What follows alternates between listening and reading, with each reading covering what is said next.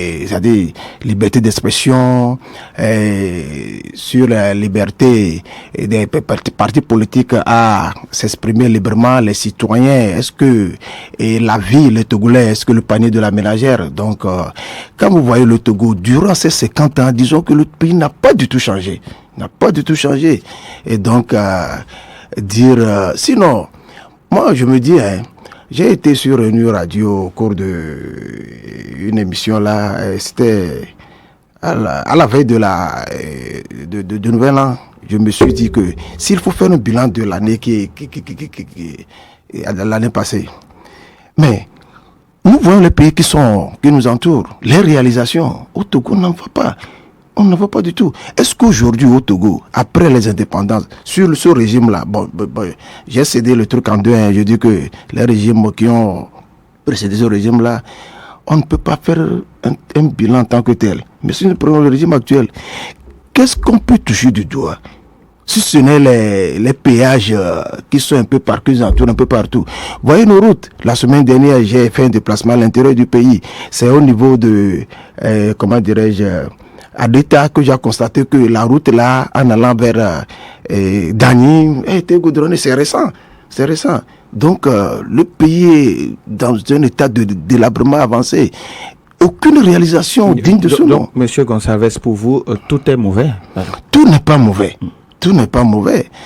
Mais je dis, comparons ce que nous avons pu réaliser par rapport aux autres pays. C'est en cela que je dis que le pays n'a pas du tout avancé.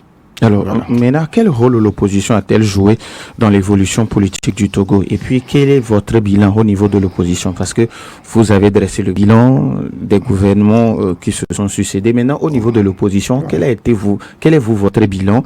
Et puis, quel rôle vous avez joué dans l'évolution politique du Togo? Oui, l'opposition, je dirais que a été le meilleur. L'opposition, c'est-à-dire, l'opposition a ouvert, c'est-à-dire, en quelque sorte, avant l'avènement de la démocratie, c'est comme si les populations sont dans les ténèbres. Donc l'opposition a ouvert les yeux à la population, a éveillé les populations. Mais, reprenons la question, quels sont le bilan?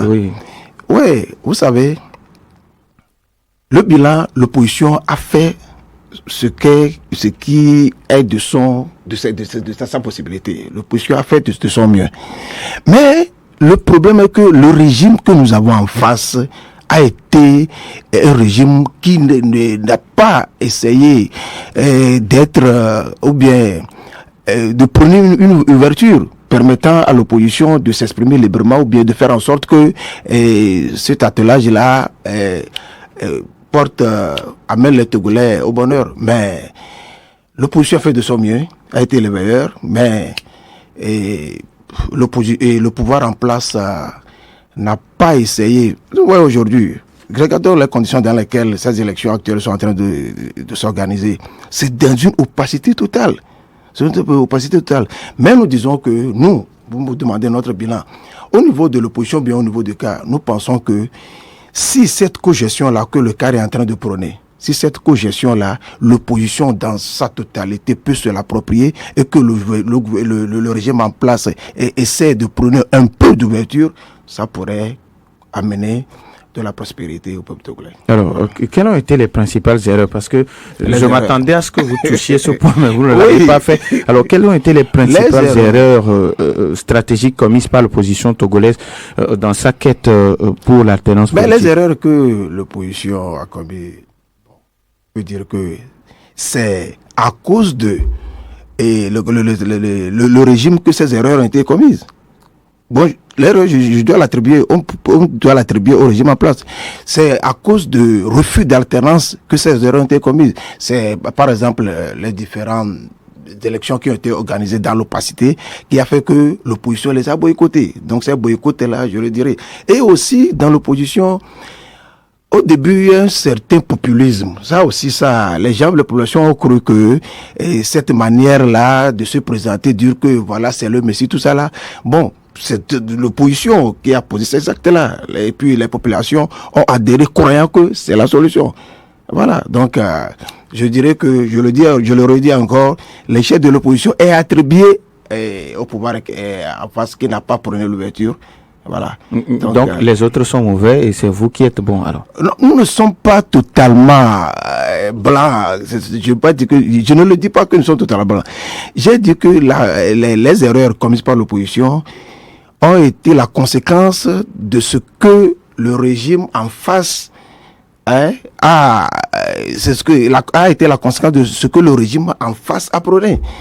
Et je dis que dans l'opposition, nous avons cru que, au lieu que la lutte soit menée dans l'intérêt des populations, et en sein, des fois, nous nous sommes comportés comme cette lutte-là, c'est pour nous, l'opposition, ou bien certains leaders se sont comportés que c'est pour nous-mêmes, notre, comment dirais-je, pour nous réaliser nous-mêmes. Au lieu de lutter pour que le peuple se libère, ces erreurs ont été commises par certains leaders qui croyaient que ce sont eux qui doivent être la solution, ou bien il y a eu le populisme aussi qui est passé par là, au lieu de penser réellement à libérer le peuple togolais. Voilà les erreurs que nous pouvons dire qu'on peut alors, ce qui veut dire que quand l'opposition mène le combat sans programme prédéfini, vous vous insultez sur des médias interposés, vous voulez dire que tout ça là c'est le pouvoir qui a fait tout ça?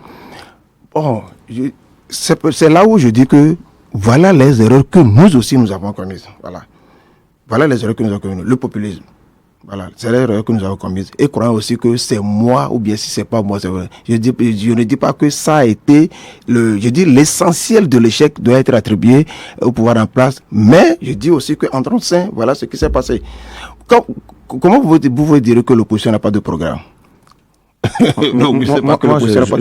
Je vous demande, est-ce que, parce qu'il y a certains responsables de partis politiques qui arrivent ici et qui disent voilà, il y a eu échec parce que nous n'avons pas eu de programme prédéfini. Alors, selon vous, l'opposition a un programme alors? Mais comment? C'est-à-dire l'opposition est plurielle. C'est-à-dire si certains partis de l'opposition, ou bien certaines personnes qui se comportent comme étant de l'opposition, qui divaguent, qui n'ont pas de... Cela ne veut pas dire que toute l'opposition dans son ensemble n'a pas de... Moi, je suis aujourd'hui ici en tant que représentant du cas.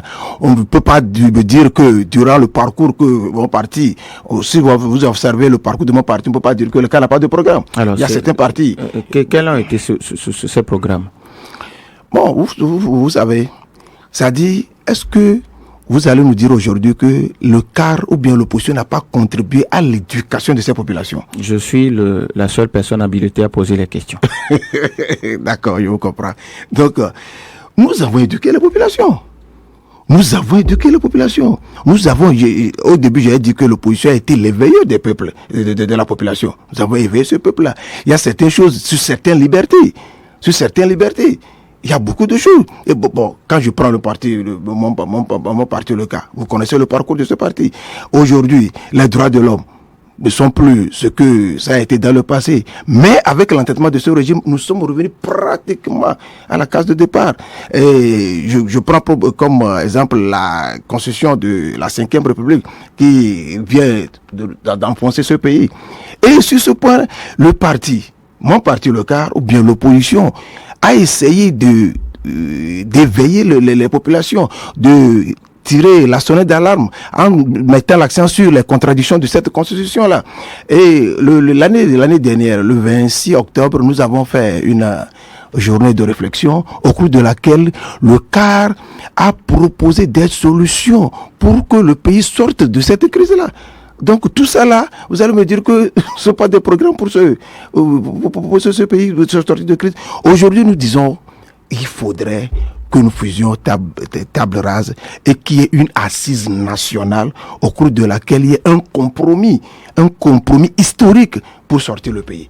Tout ça, ces choses-là s'inscrivent dans le programme du CAR et des partis de l'opposition. Alors, avant de donner la possibilité à nos auditeurs sur nos deux numéros 91 09 71 71 ou le 96 61 58 et 58, Monsieur Gonçalves, est-ce que vous pensez aujourd'hui que l'alternance politique est encore possible au Togo? Si oui, dans quelles conditions? Monsieur doit dire, rien n'est éternel, hein? comment on peut dire que la tenance n'est pas possible? La tenance est possible. Mais ce que nous allons déplorer, c'est que ça a tardé. Depuis les années 90 aujourd'hui, les populations sont tellement découragées. Mais c'est pas pour autant dire que c'est fini et que le Togo va demeurer comme ça. Et dans ces conditions-là, l'alternance viendra un jour. C'est-à-dire que l'alternance est possible. Mais à quelles conditions? Je viens de le frôler tout de suite. Il faudrait que l'opposition se ressaisisse.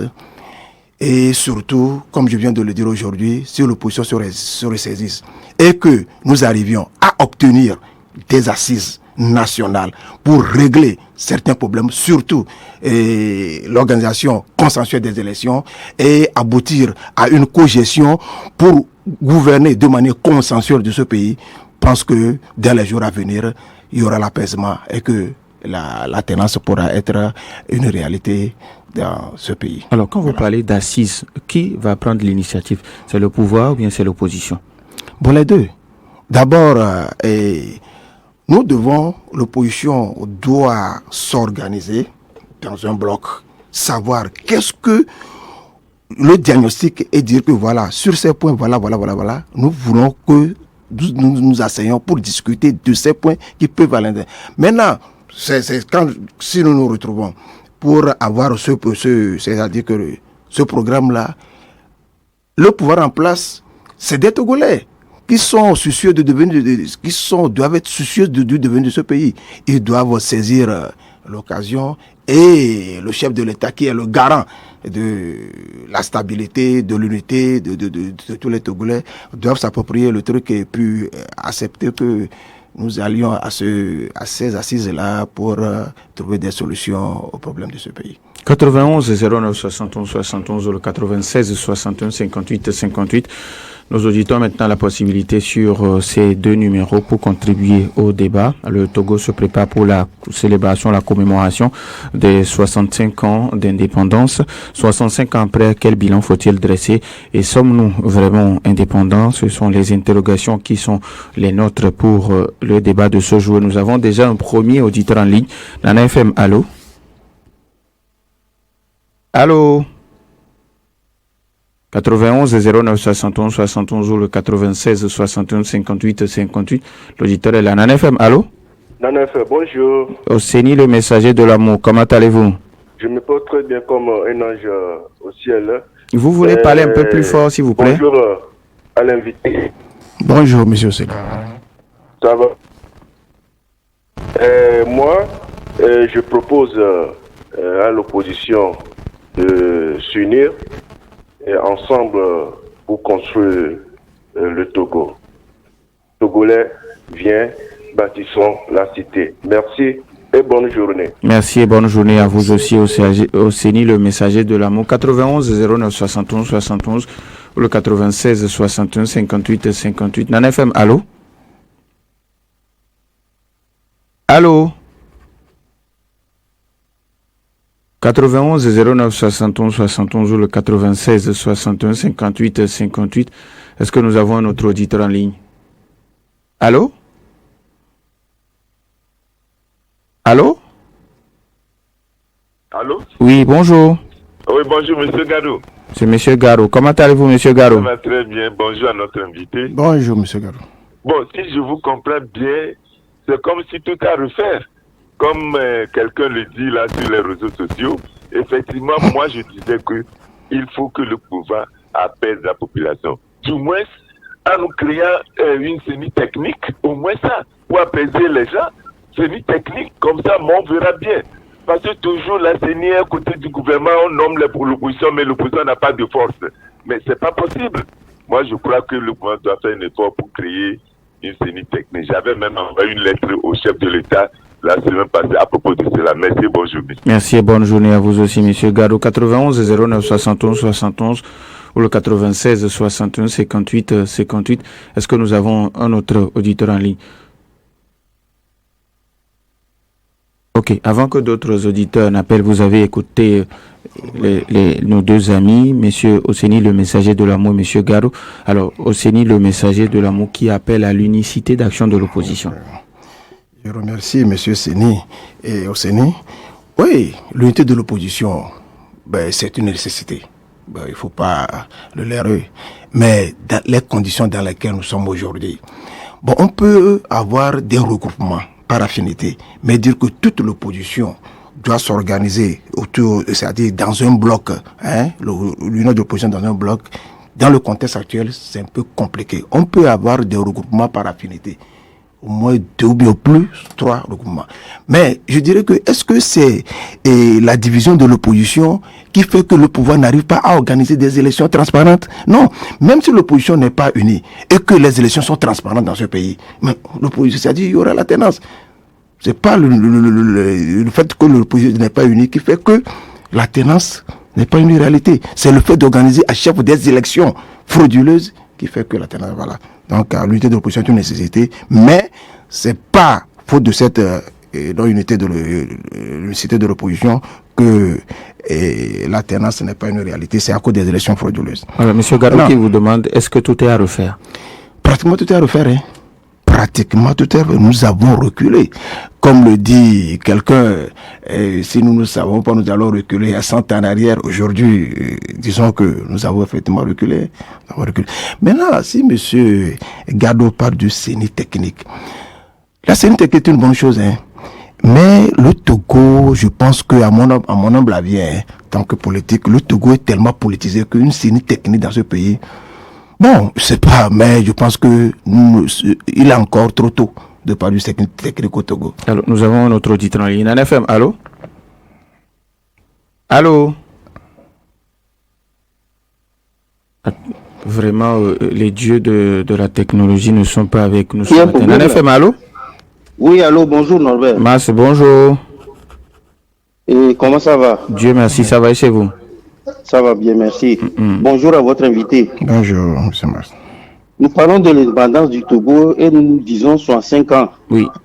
Pour moi, pas du tout. Le Togo n'a été indépendant que du 27 avril 1960 au 13 janvier 1963. Ce qui fait 2 ans, 8 mois. Tout le reste là, nous n'étions pas indépendants. Nous sommes restés une colonie de la France. Ce que moi je voudrais dire, c'est que dès les années 92, l'une des failles de l'échec de l'alternance, dès les années 92, les chefs de partis qui ont créé les partis avaient créé des partis ethniques. Je vais le dire, ça ne plaît pas aux gens, je vais le dire. Ils n'ont pas créé un parti nationaliste. Parce qu'il y avait un slogan, votre invité doit bien connaître ce slogan.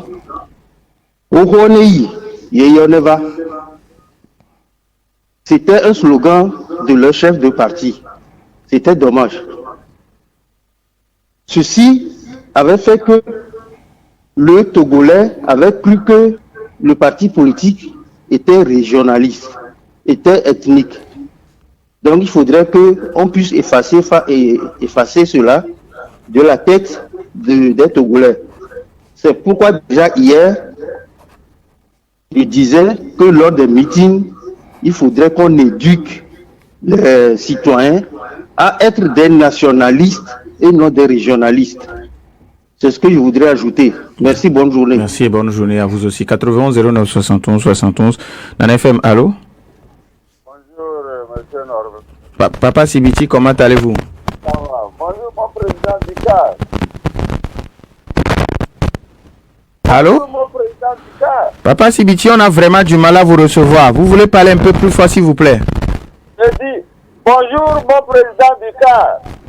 Bonjour, c'est pas le président du CAR, c'est son représentant. Oh, mais le représentant, là où il n'y a pas le but, le venir se faire. Non. Bon. Ce que vous avez dit, mon directeur dit lui, on ne lui pose pas des questions, tel père, tel fils, déjà pognon. Non. Vous allez dire que depuis 5 ans et 60 jusqu'à ce jour, rien n'a été fait. Non. Et ce qui s'est passé, est-ce que, vous voyez, depuis un certain temps, le panier de la ménagère voyez les augmentations, mais ce n'est pas ça. Ce que moi je voudrais, la politique, c'est le bien-être de...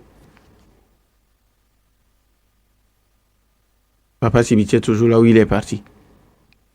Allô? On a vraiment du mal à le recevoir.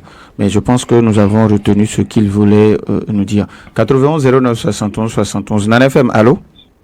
Alors, bonjour. Bonjour. Ah, bonjour, mon frère. Bonjour à l'invité. Bonjour, monsieur. Ce que moi j'ai à dire, Votre nom d'abord, s'il vous plaît. Razak Razak? de Zongo. Razak de Zongo. Ouais. Ok, monsieur Razak, allez-y. Oui, tout ce que moi j'ai à dire, moi je repère vraiment les propositions. C'est le régime qui amène tous les problèmes du pays. Ce sont eux qui divisent les opposants. Soyez sûrs de ce que je dis, parce qu'ils ont de l'argent. C'est vraiment tout ce qu'ils ont. Si l'opposition qui refuse, il appelle, il leur donne l'argent. Et cette opposition le suit. Je vous dis que le régime peut dire qui divise l'opposition. Merci, bonjour. Merci et bonne journée à vous aussi, monsieur Razak. Nan FM, allô? Oui, allô, bonjour, monsieur Nobel. Michel, comment allez-vous? Je vais bien. Bonjour à notre invité. Bonjour, monsieur Michel. Moi, je pense que la question que vous avez posée, le Togo n'a pas été indépendant. C'est juste au moment où les vrais leaders ont pris le pouvoir, s'ils les avaient passés, oui, on pouvait dire que effectivement le visage de l'indépendance serait un incident connu. Mais qu'est-ce qu'on constate? Les maîtres de salon qui ont pris la place après l'assassinat de ces présidents et nationalistes, ils sont des maîtres de salon et vous le savez. C'est-à-dire ils se sont transformés en colons noirs. Et donc, les gens ont fait leur pays comme si c'était des passés. Alors qu'ils n'avaient même pas de vision, ils ne savaient même pas qu'ils étaient instrumentalisés. Et normalement pousser de vraies visions à leur pays. Vous savez ce qui se passe chez nous aujourd'hui.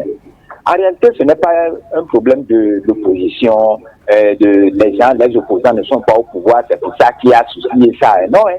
C'est un problème de système. C'est de ça qu'il s'agit. Nous ne voulons pas un système.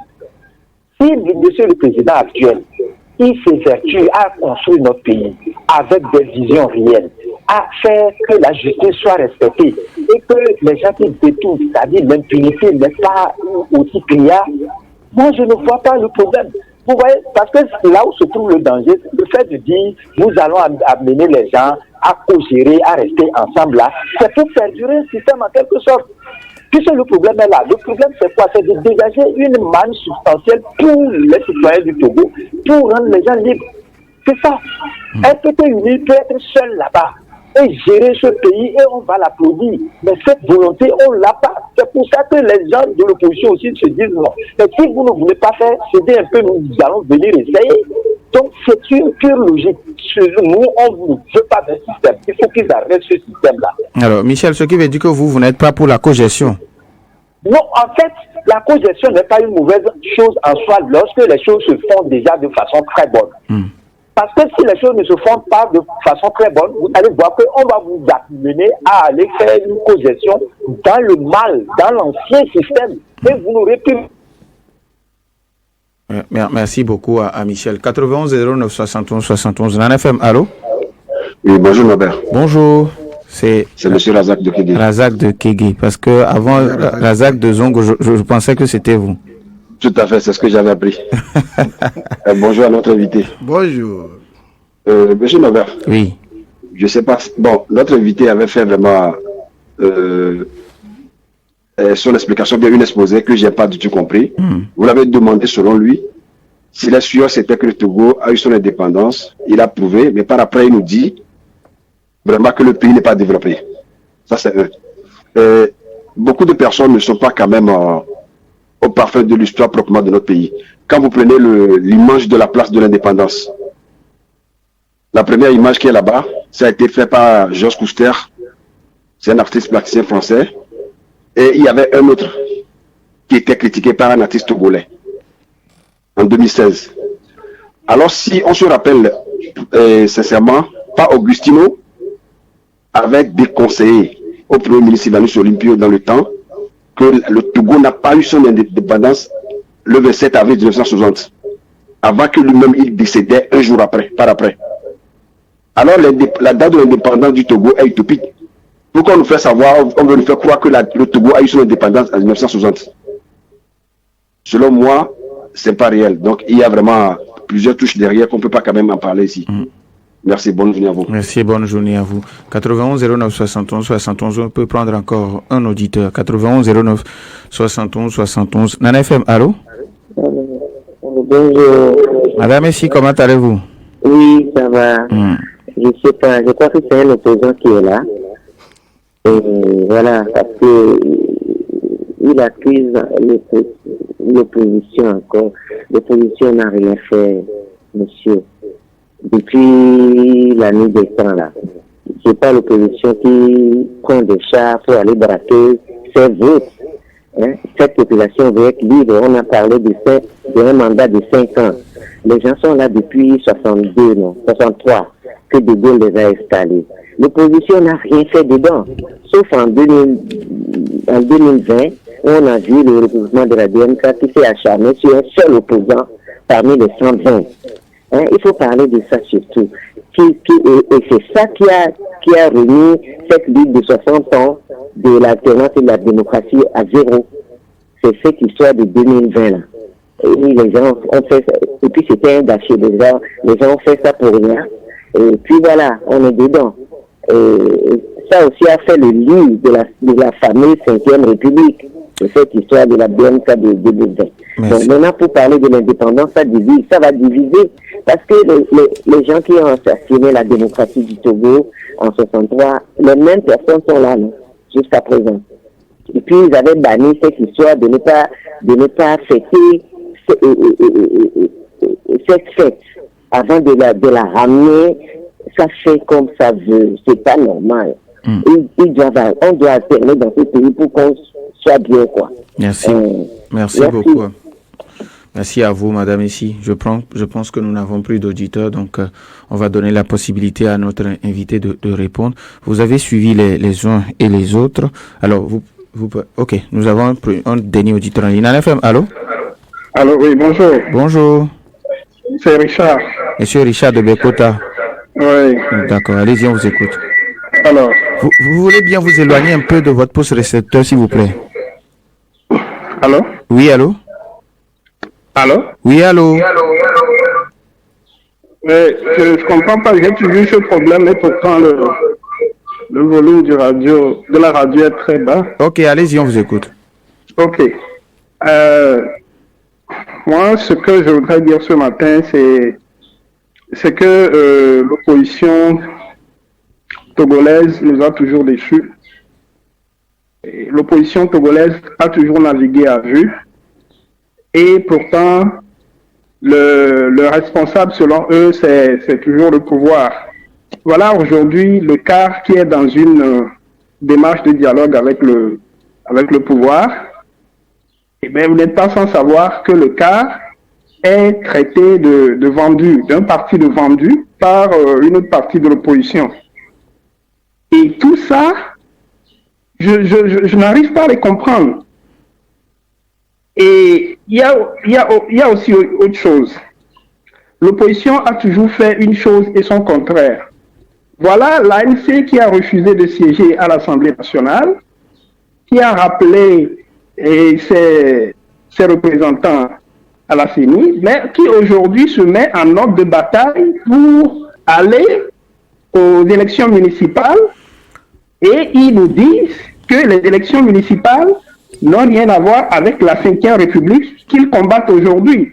Vous voyez, dans tout ça, on est perdu. Monsieur Richard, et c'est pour ça que moi je dis que l'opposition togolaise navigue à vue et n'a plus rien à proposer au peuple togolais. Merci beaucoup à Monsieur Richard depuis Bekota.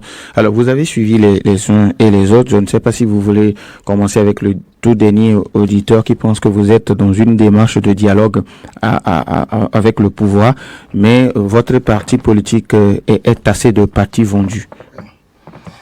Merci, je remercie tous ceux qui ont appelé et posé des questions. Donc, comme vous le dites, je préfère commencer par le bas. Bon, ce problème-là de taxer un parti de vendu, ça a été toujours la chanson. Veuillez parler dans le micro, s'il vous plaît. Ça a été toujours la chanson. Est-ce que, moi je me dis, si on doit faire un bilan des partis de l'opposition aujourd'hui, est-ce que ce que notre moment parti, le CAR, a fait jusqu'à aujourd'hui, est-ce qu'on peut taxer le CAR d'un parti de vendu? Un parti qui est vendu? Non, tous ces discours-là, on l'écoute tous les jours, mais je ne pense pas qu'on peut dire que le CAR est, parce qu'on le tas de partis vendus, que le CAR est un parti vendu. Non, c'est-à-dire que s'il y a un parti qui incarne la résistance aujourd'hui, je pense que c'est le CAR. Dès le début de notre lutte pour l'avenir de la démocratie dans ce pays, tout ce que le CAR a fait jusqu'aujourd'hui, je ne pense pas qu'on peut taxer le CAR comme un parti vendu. Voilà. Alors quand M. toujours Richard qui pense que l'opposition n'a vu que l'opposition n'a que fait que déçu, c'est la déception. Et il a parlé de l'ANC ou bien l'opposition qui participe aux élections municipales tout en dénonçant la constitution de la Ve République. Mais est-ce que les élections municipales émanent de la constitution de la Ve République? Non, les gens n'ont qu'à faire il faut laisser cet amalgame-là. Non, participer aux élections municipales ne veut pas dire que constitution de la Ve République. Il y a totalement une différence. Maintenant, bon, sa déception, je comprends. Aujourd'hui, bon, personne ne savait que au jour d'aujourd'hui, ce parti-là qui nous régente aujourd'hui peut nous incarner jusqu'à aujourd'hui sans que la tenance n'arrive. Ça a été une situation. Là, on l'accepte. Mais c'est pas pour autant que nous allons abandonner la lutte. Alors, Madame Essi qui parle d'indépendance, qui dit que parler d'indépendance doit divise et doit diviser. Je ne sais pas si vous faites la même lecture de la chose. Parce que il y a certains qui pensent qu'il y a l'indépendance, il y a d'autres qui pensent le contraire. Quand les gens disent que le Togo n'est pas indépendant, est-ce que le Togo est encore un pays? Nous sommes sous encore la colonisation aujourd'hui. Si les gens disent que après les indépendances, les attentes des populations n'ont pas été comblées, là, je peux comprendre. Mais dire que le pays n'est pas indépendant, non, on peut pas le dire. Nous sommes indépendants. C'est que l'indépendant n'a pas apporté, c'est-à-dire, n'a pas comblé les attentes des Togolais. L'ordre de l'humanité n'a pas été une réalité aujourd'hui. Là, il faut l'accepter comme tel. Mais dire que le Togo n'est pas indépendant, voilà. Alors, monsieur, parce que vous, au niveau du cas, vous proposez la cogestion. Oui. Mais Michel qui pense que la cogestion, c'est fait durer le régime. Voilà. Il y a ce concept-là de la cogestion que les gens ne maîtrisent pas bien. La cogestion, elle est différente. Oui, la cogestion est totalement différente d'un gouvernement d'union ou bien d'un gouvernement de large consensus, tout ça là.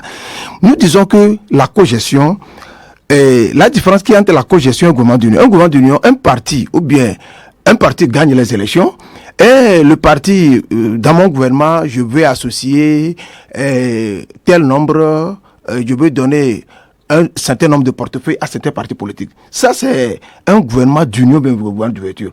La cogestion, nous dirons que c'est un concept qui doit même être institutionnalisé, mettre dans la Constitution. Qu'est-ce que la cogestion? La cogestion, c'est une gestion consensuelle, mais constitutionnalisée que nous devons mettre dans la Constitution. Je prends un exemple des élections qui ont eu lieu au Ghana. Le parti qui a gagné les élections a gagné avec 54% des suffrages. Et le perdant est dans les 45%. Je dis, la cogestion consiste à faire en sorte que le perdant doit gérer le pays et en comptant ou bien en intégrant ça. Et ça veut dire que et le perdant ou le gagnant? Le gagnant doit être associé à la gestion, bien tous les partis doivent être associés à la gestion du pays, mais conformément à l'ancrage politique, le poids politique, c'est-à-dire dans le gouvernement, les préfets, les ministres, tout ça là, ça doit être réparti de manière équitable, conformément au poids politique de chaque parti politique. C'est différent d'un gouvernement d'union. Là, si c'est institutionnalisé comme tel, vous avez 20% de l'électorat togolais, vous êtes représenté dans les structures de la gouvernance à hauteur de 20%. Vous avez 40%, vous êtes représenté à côté. C'est-à-dire, vous êtes représenté par rapport à votre poids politique. C'est différent de quelqu'un qui a gagné et vous dit, venez, je vous associe à la gouvernance. Voilà la différence. Donc la cogestion est différente d'aller s'associer au gagnant ou bien celui qui gouverne le pays pour gérer le pays. Voilà la différence. Et cette cogestion-là doit aller dans plusieurs... Si on veut organiser un concours de recrutement dans la fonction publique, s'il y a 1000, si on demande 1000 à être recrutés, les 1000 là doivent être répartis sur tout l'étendue du territoire. Si le gouvernement veut, le chef d'État veut faire un déplacement, les médias, la cogestion intéresse aussi les journalistes. Les médias doivent être représentés à parité dans la délégation du chef de l'État. Et la rémunération qui doit être accordée à cette délégation doit être quittée parce que c'est le fonds d'État et le président a fait ce déplacement, pas en privé, mais en tant que président de la République. Voilà ce que nous disons, ce que nous mettons dans la cause. C'est totalement différent. Il n'y a pas le temps, ou bien peut-être que nous allons organiser une émission tout juste pour venir expliquer la cogestion. Voilà la différence. Dans ce cas, il faut passer par la comptabilité et puis tout sera réglé. Alors, M. Razak de Zongo, qui pense que le régime en place divise l'opposition. Oui, le régime en place divise l'opposition. Bon, il y a des actions que le pouvoir aussi peut mener pour... semer la division dans l'opposition. Là, nous ne pouvons pas le refuser. Il y a on ne peut pas le refuser. Mais c'est pas pour autant que nous allons nous dire, mais c'est à l'opposition de se ressaisir. C'est à l'opposition de se ressaisir. Bon, on pourra dire que, c'est une réalité. C'est une réalité, on ne peut pas le nier, c'est une réalité, mais l'opposition doit se ressaisir. C'est pas parce que le RPT veut... ça, je peux le... Alors, Papa Sibiti qui pense qu'on soit de l'opposition ou on soit du pouvoir, ce qui compte, c'est de travailler pour le bien-être des populations.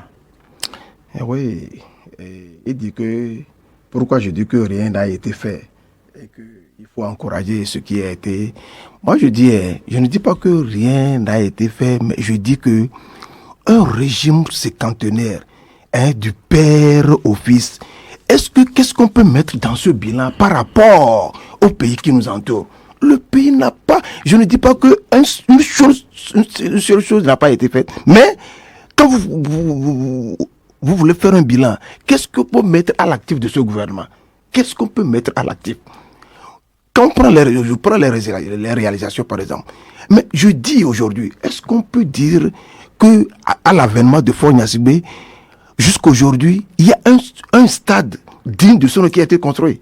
Il y a un marché, un hôpital de référence. Mais l'autoroute de le 5 cassé, qu'on nous a toujours pris, tout ça là, quelles sont les réalisations? Non. Donc si nous mettons l'accent sur la défaillance au Belama gouvernement, surtout le problème qui est dans ce pays aujourd'hui, c'est l'impunité. L'impunité qui fait que, c'est-à-dire, il y a le détournement, c'est-à-dire le pillage est systématique. Mais là où il y a l'impunité, il peut qu'il y avoir la malgouvernance. Alors, il nous reste pratiquement 3 minutes. Moi, c'est depuis Adido Gomé qui pense que c'est parce que les partis politiques étaient des partis ethniques et des partis régionalistes. Et il a parlé de Hohoanejo et Yaneva. Peut-être que le Mars a mal compris notre slogan. Hohoanei. Allô, Hohoanejo et Yaneva.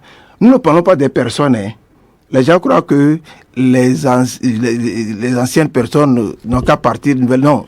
Nous disons que quand on traduit ça en français, ça veut dire que à bas les vieilles méthodes, vive le renouveau. C'est-à-dire, nous voulons mettre fin au système ancien, les méthodes du passé, et prenez le renouveau, de nouvelles méthodes. Nous ne disons pas que les anciens n'ont qu'à partir. Donc, je ne pense pas qu'il y ait un slogan régional dans tout ce que nous disons ici. Peut-être que ça a été mal dit. C'est-à-dire, on dit, Hohoa, Nejo, Yeya, Neva. Peut-être on pourrait dire, non, mais Hoho, Nejo. Là, il allait bien comprendre. Donc, Hoho, Nejo, ça veut dire que, à bas les vieilles méthodes, on parle des méthodes, pas des personnes. Alors, il nous reste pratiquement 1 minute si vous avez un message à l'endroit de ceux qui nous écoutent. Oui, merci M. Douadi, merci Radio Nana FM pour l'opportunité qui nous a été offerte. Donc, s'il y a un appel à lancer, c'est pour dire au peuple togolais qu'il y a de l'espoir. Il y a de l'espoir parce que rien n'est éternel sur cette terre. Nous devons continuer la bataille, la lutte pour qu'un jour le Togo aussi soit à l'image des pays et évoluer, des pays avancés, pour que le peuple togolais dise un jour, enfin, le Togo est devenu l'ordre de l'humanité, comme ça a été prôné par les pères de l'indépendance. Nous disons merci à Vincent Gonçalves, il est le coordinateur du comité d'action pour le renouveau CAR au niveau du Grand Lomé. Merci également à vous, chers auditeurs, pour votre fidélité d'écoute à Nana FM. Fin de ce débat mis en onde par Stan Teko. Je suis Norbert Douadi. Bonne suite de nos programmes.